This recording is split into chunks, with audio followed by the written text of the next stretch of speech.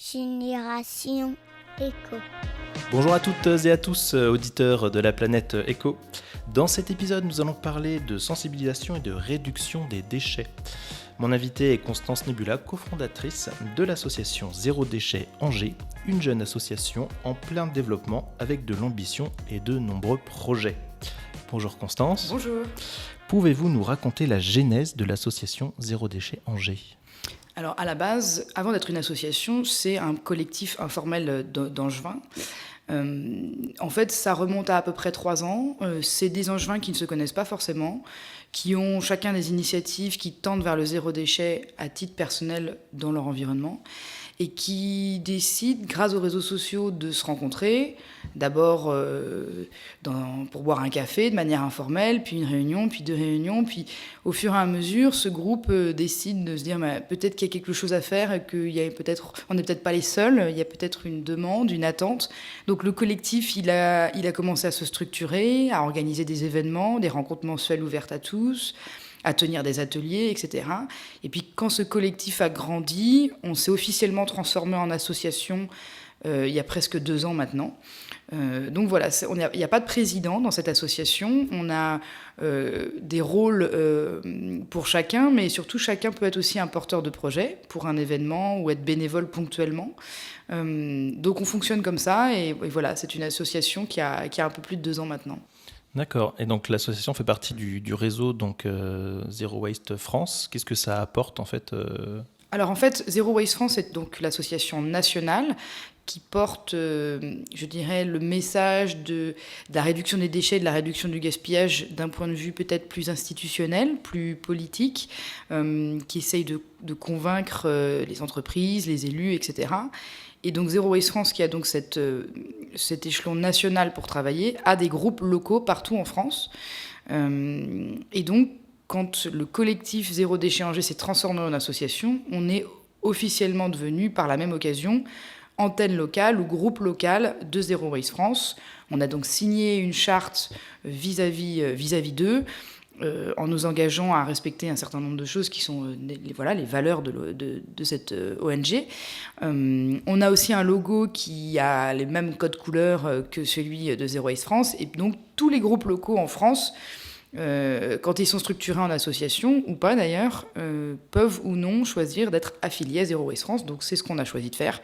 Ça nous apporte de la visibilité. Ça nous apporte aussi beaucoup d'informations. C'est-à-dire qu'on reçoit tous les travaux que fait Zero Waste France, toutes les publications qu'ils font, pas les kits de communication, mais vraiment les aides qu'on pourrait nous délivrer aussi aux Angevins, par exemple sur les campagnes vis-à-vis des commerçants, comment est-ce qu'on peut répondre quand on ne respecte pas le stop pub, ou ce genre de choses. Et très récemment, Zero Waste France a sorti un livre en vue des élections municipales pour interpeller les élus sur cette question.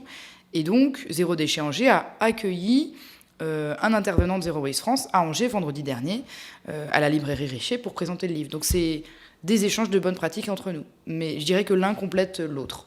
D'accord. Effectivement, c'est hyper intéressant finalement d'être... oui, parce que nous, on agit quoi. Localement sur ce qu'eux font nationalement, et eux, je dirais, s'occupent plus d'une partie législative, politique, de lobbying, ou de convaincre finalement nos décideurs qui sont au-dessus, puis nous, on essaye d'agir au niveau local. D'accord. Alors le zéro déchet, ça commence déjà par donc la réduction de ces poubelles, donc moins de produits emballés, suremballés, du vrac, tout ça. Est-ce que vous pensez que là, ici, sur le territoire angevin, il y a suffisamment d'acteurs qui permettent de faire cette transition-là, ou pas du tout ? Alors je pense qu'on a la chance, effectivement, d'être sur un territoire déjà qui permet une multiplicité d'acteurs et de potentiel assez incroyable. C'est-à-dire que dès que vous sortez de la ville d'Angers, par exemple, vous êtes en zone rurale et vous pouvez accéder très rapidement et très facilement, au niveau alimentaire notamment, à du circuit court, à des producteurs locaux, que ce soit pour la partie fruits et légumes, mais aussi pour de la volaille, pour les œufs, etc. Donc, en termes de choix de consommation, et de volonté d'essayer de se fournir au plus près du producteur et surtout donc sans déchets, en allant soit avec ses sacs, ses pochons, etc., on a déjà autour d'Angers beaucoup de potentiel. Et la deuxième chose, c'est que pour ceux qui habitent plus en ville, on a un réseau quand même assez dense d'épiceries ou de petites supérettes ou de supermarchés de quartier qui proposent du vrac. Déjà, on est le territoire de naissance de Biocoop. On en a un certain nombre sur le territoire. On en a dans la ville d'Angers. Et il y en a un nouveau qui va ouvrir encore plus en hypercentre. On en a déjà un boulevard Foch, une nouvelle Biocoop qui va ouvrir place Saint-Bac pour le mois de décembre. Donc on voit que s'il y a autant de développement, c'est quand même qu'il y a une vraie attente, que ça fonctionne bien. On a aussi des épiceries indépendantes, comme l'épicerie de Pauline, qui est située à côté de la rue Saint-Julien. Et puis une franchise qui s'appelle Day by Day, qui s'est installée également à Angers. Donc là aussi, si une franchise vient s'installer, c'est que les Angevins, dans leur comportement d'achat, évoquent quelque chose. Donc oui, on a beaucoup de chance pour pouvoir, je dirais, se fournir en produits vrac ou de proximité en termes de producteurs, etc. On a quand même beaucoup de possibilités sur Angers. Et du coup, Angers, donc, c'est une ville quand même verte et résolument tournée vers le végétal. Est-ce que vous pensez que c'est aussi, on peut dire que c'est une ville écolo, quelque part ? Oui, grâce à ses habitants, en fait. Et c'est presque naturel, je dirais, pour les Angevins. On n'a pas besoin de mettre une étiquette sur « vous êtes écolo, vous n'êtes pas écolo ». Je pense que nativement, de par notre histoire aussi angevine, dans le végétal, cette appétence peut-être pour le vert et le développement durable qui est assez marquée dans le comportement des Angevins. Il y a un respect, effectivement, comme je le disais avant, d'acheter local, d'aller dans les commerces de centre-ville, etc. Et tout ça, ça véhicule un message qui est quand même une forme de soutien à la large thématique de l'écologie. Donc oui, je pense qu'on est sur une ville écolo, mais il y a encore beaucoup à faire dans les comportements, notamment dans les déchets, parce que c'est ça aussi notre cœur d'action, dans les comportements de tri, dans les comportements de réduction des déchets. C'est pas juste le fait, d'installer des panneaux solaires chez soi ou le fait de prendre le tram. Ça, c'est des gestes écolos, mais j'ai envie de dire c'est des gestes normaux. Prendre les transports en commun, c'est quelque chose qui est acquis par la société. En revanche, on a encore des gros sujets sur des choses qui, pour moi, sont des choses de base, à savoir respecter le tri sélectif ou même réduire sa quantité de déchets avec les moyens dont on a à disposition. Effectivement, on va revenir justement sur le groupe Zéro Déchet Angers. Donc il est très actif sur les réseaux sociaux, donc plus de 2000 personnes sur le groupe privé, plus de 1700 sur la page. Est-ce que vous pensez que c'est quelque chose de suffisant ou il y a encore besoin d'avoir encore plus de monde pour... Écoutez, déjà, c'est déjà pas mal par rapport à la proportion de la ville. Pour la petite anecdote, quand Zero Waste France est venu à Angers la semaine dernière, ils ont donc fait une rencontre autour de leur livre. On est la ville de France aujourd'hui qui a mobilisé le plus de personnes. Il était à Bordeaux juste avant et il y avait moins de personnes. Ah oui. Donc, proportionnellement, ça veut dire que l'Angevin est attentif, intéressé. Le fait, effectivement, que c'est une association qui est quand même assez récente, on a à peine 200, et à peine 2 ans, et le fait qu'on soit plus de 2000 sur le groupe Facebook, donc la communauté, l'endroit où on échange les bonnes pratiques, les astuces, les conseils, les recettes, les événements angevins, etc., ça veut quand même dire que, proportionnellement à la population, on a un vrai intérêt. Et en plus, on a des demandes chaque jour. C'est-à-dire que chaque semaine, c'est une dizaine de demandes en plus pour adhérer sur ce groupe. Donc, on est au-delà de la frontière, on touche des gens qui sont écolos. On touche des gens qui, tout simplement, dans leur quotidien, veulent faire des choses et ont besoin de conseils et d'astuces. Et le fait qu'on soit 1700, qu'il y ait 1700 fans à aimer la page, ça veut dire qu'il y a 1700 personnes qui veulent suivre l'actualité de l'association et venir à nos événements ou voir ce qu'on propose, etc. Donc, c'est un excellent vecteur de communication. On est ravis, mais on peut toujours faire mieux. Justement, là, donc vous faites pas mal d'ateliers, d'événements. Est-ce que c'est réservé aux membres ou alors n'importe qui, même les non-adhérents peuvent y accéder ? Tout ce qu'on fait est réservé à tout le monde, sauf ce qu'on fait en entreprise ou dans les écoles. C'est-à-dire quand on nous invite et qu'on nous sollicite pour faire une prestation, une conférence, un atelier, travailler avec des salariés sur une après-midi, etc. Là, c'est bien entendu la structure qui nous sollicite, le public est donc réservé à cette structure. En revanche, quand c'est nous qui organisons des événements, ou quand on est invité par une association à venir à un événement ouvert à tous, eh bien, il n'y a pas besoin d'être adhérent de l'association. Il y a des bénévoles qui sont de l'association qui ne sont pas adhérents, et à contrario, il y en a qui sont adhérents et qui n'ont pas le temps de nous aider. Donc, ce n'est pas du tout une condition. En revanche, le fait d'adhérer, pour nous, c'est une preuve de soutien. Déjà parce qu'on n'a aucune subvention publique ou privée, si privé dans le sens où on a quelques dons, mais on n'a pas de mécénat d'entreprise, on ne touche pas d'aide de quelque collectivité que ce soit. Donc on ne fonctionne qu'avec les dons et les prestations que l'on fait. Donc si quelqu'un veut adhérer, il est le bienvenu, c'est une preuve de soutien pour nous. D'accord. Alors j'ai vu aussi que dans les manifestations, les ateliers, où l'association donc était présente au Campus Day à Angers. Donc Campus Day, je rappelle pour ceux qui ne connaissent pas, c'est l'événement de rentrée vraiment des étudiants à Angers. Donc il y avait l'association de présents. Est-ce que vous pensez qu'ils ont été suffisamment sensibilisés ? Est-ce qu'il y a eu des remarques, des retours Alors en fait, le Campus Day, cette année, la thématique, c'était le développement durable. Donc déjà c'est intéressant que l'université décide de consacrer leur journée de rentrée à cette thématique et donc invite des associations. Alors je crois que c'est notre 3e participation, mais donc du coup cette année ça avait un impact encore plus fort du fait de la thématique et il y a eu énormément de monde. On avait un stand et sur ce stand pour faire passer les messages du zéro déchet de manière un peu sympa et d'aborder la conversation, on proposait de faire ce qu'on appelle des tawashi. C'est-à-dire c'est une petite éponge, une petite lavette que vous fabriquez avec des chutes de chaussettes. Vous récupérez vos chaussettes, vous les coupez en lamelles, en bandes, et ensuite, par un système de tissage avec une planche en bois et des clous, vous obtenez une petite éponge pour laquelle vous pouvez utiliser pour faire la vaisselle, pour nettoyer votre plan de travail dans votre cuisine, etc. Et donc, quand on a fait la réunion de l'association la semaine dernière et qu'on a débriefé sur les vêtements, apparemment, on a fait entre 70 et 80 tawashi dans la journée. Ouais, c'est beaucoup, oui. C'est beaucoup. Parce qu'il faut quand même plusieurs minutes pour le tisser, il faut prendre le temps de l'expliquer, etc. Et donc, les collègues bénévoles qui étaient sur le stand n'ont pas lâché de la journée.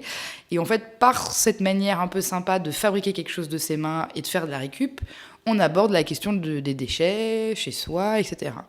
Est-ce que le message passe à 100% ? Non, parce qu'il passe jamais à 100% et que l'étudiant, même s'il a fait un tawashi, rentrant chez lui, il va peut-être mettre sa bouteille en verre dans sa poubelle jaune ou ce qui va à la poubelle jaune dans la poubelle noire. C'est fort possible.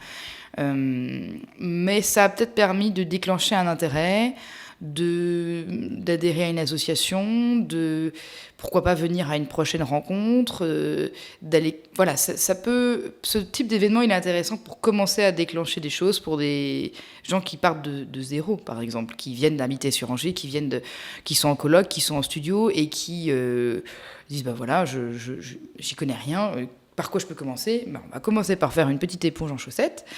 Ça va bien se passer, et puis après, on va aborder des choses un peu plus intéressantes, typiquement le gaspillage alimentaire, qui est un vrai sujet aussi. Donc voilà, ça ne résout pas tout, mais c'est une bonne approche pour commencer à avoir une discussion avec les étudiants. Effectivement. Du coup, ça fait une transition sur une de mes questions, qui est, est-ce que vous pensez que les générations futures auront un peu cette fibre éco, avec tout ce qui se passe aussi, ce qu'on voit dans les médias ? Alors oui, et non. C'est-à-dire que, c'est un avis totalement personnel, je pense qu'il y a une sorte de saut de génération. C'est-à-dire que la génération de mes parents n'avait pas forcément cette fibre, ne faisait pas forcément attention dans leur comportement de consommation, n'avait pas forcément ce souci des déchets, du développement durable, de l'environnement, etc. En revanche, la génération d'avant, et celle d'avant encore, les grands-parents, les arrière-grands-parents, eux, je pense qu'ils ne l'avaient, mais à l'époque, on ne disait pas que c'était des écolos. C'était simplement du bon sens. Ouais. D'aller acheter des choses en vrac, pour eux, c'était normal, puisqu'il n'y avait pas beaucoup d'autres options. D'aller utiliser de la consigne, c'était normal. Réutiliser les restes alimentaires, c'était normal. Le compost, c'était normal. D'aller soutenir les épiceries locales indépendantes, c'était normal. Et en fait, tous ces comportements-là reviennent aujourd'hui, alors qu'on ne les appelait pas comportements écolos ou vertueux à l'époque, c'était du bon sens. Donc quand aujourd'hui on met l'étiquette sur la jeunesse en disant « est-ce que vous pensez que la jeunesse est plus écolo qu'avant ?», elle ne fait que reprendre du bon sens qu'on avait perdu, selon moi. Avec peut-être une fibre en plus, c'est l'aspect militant, parce que c'est vrai que la génération de mes grands-parents ou arrière-grands-parents n'était pas forcément une génération militante. On n'allait pas dans la rue pour dire on veut moins de déchets. Ça n'avait pas de sens. Ou contre le suremballage. Donc aujourd'hui, pour le coup, c'est quelque chose qui se fait. Est-ce que c'est bien, est-ce que c'est pas bien, est-ce que ça va servir à quelque chose? Je ne sais pas. Moi, je reste persuadée que tant qu'il n'y a pas de changement au niveau des industriels, tant qu'il n'y a pas de changement au niveau des lois ou des décisions qui sont prises bien plus en haut de la chaîne, aller dans la rue contre le climat, enfin contre les comportements et pour le climat, ça envoie quelque chose de très positif sans doute, mais je ne sais pas si... Voilà, l'utilité, j'en suis pas sûre. Voilà, c'est vrai que par rapport à la question, est-ce que la jeunesse est plus engagée? Oui, elle l'est, mais si elle l'est pour manifester et qu'elle l'est moins à son domicile, moi, ça m'intéresse pas. C'est-à-dire que les milliers... Enfin, c'est vraiment personnel, mais les milliers de jeunes qu'on voit... Moi, j'ai rencontré, en plus, la semaine dernière, l'association locale Youth for Climate Angers. Donc, il y a quelques lycéens qui sont mobilisés, et c'est eux qui ont organisé la marche pour le climat il y a quelques jours.